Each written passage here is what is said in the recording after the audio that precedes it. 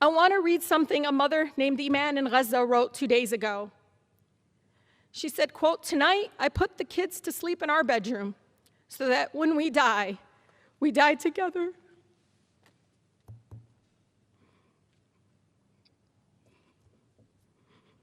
And no one would live to mourn the loss of another one.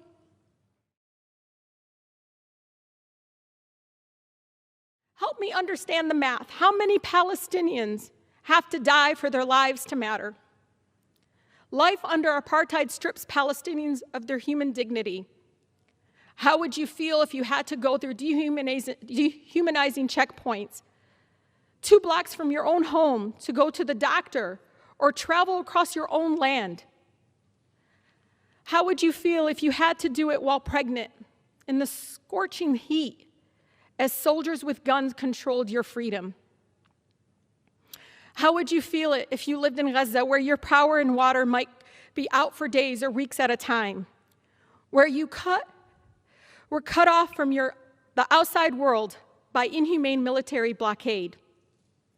Meanwhile, Palestinians' rights to nonviolent resistance have been curtailed and even criminalized.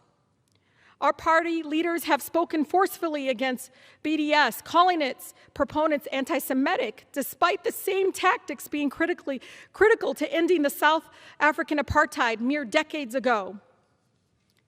What we are telling Palestinians fighting apartheid is the same thing being told to my Black neighbors and Americans throughout that are fighting against police brutality here. There is no form of acceptable resistance to state violence. As long as the message from Washington is that our military support for Israel is unconditional, Netanyahu's extremism, right-wing government will continue to expand settlements, continue to demolish homes, and continue to make the prospects for peace impossible. 330 of my own colleagues, and Democrats and Republicans here, 75% of the body here, signed a letter pledging that Israel shall never be made to comply with basic human rights laws that other countries that receive our military aid must observe.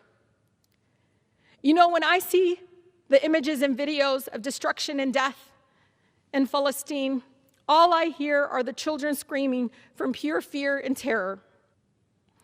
I want to read something a mother named Iman in Gaza wrote 2 days ago. She said, quote, "Tonight I put the kids to sleep in our bedroom so that when we die together."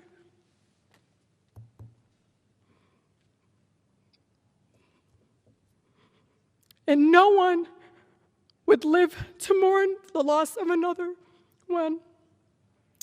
The statement broke me a little more because of my country's policies and funding will deny this mother's right to see her own children live without fear and to grow old without painful trauma and violence.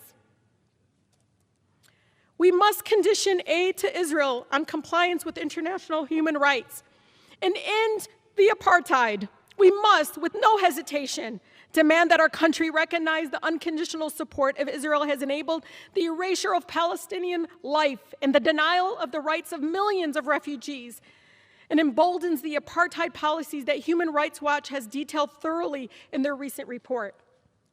I stand before you not only as a Congresswoman for the beautiful 13 districts strong, but also as a proud daughter of Palestinian immigrants and the granddaughter of a loving Palestinian grandmother living in the occupied Palestine. You take that and you combine it with the fact that I was raised in one of the most beautiful, blackest cities in America, a city where movements for civil rights and social justice are birthed, the city of Detroit. So I can't stand here. I can't stand silent when injustice exists, where the truth is obscured.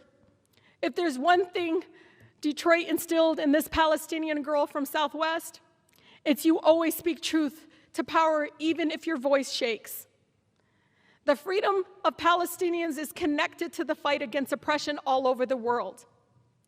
Lastly, to my city in Palestine, Ashanik, Anawakif Hannah, I stand here because of you.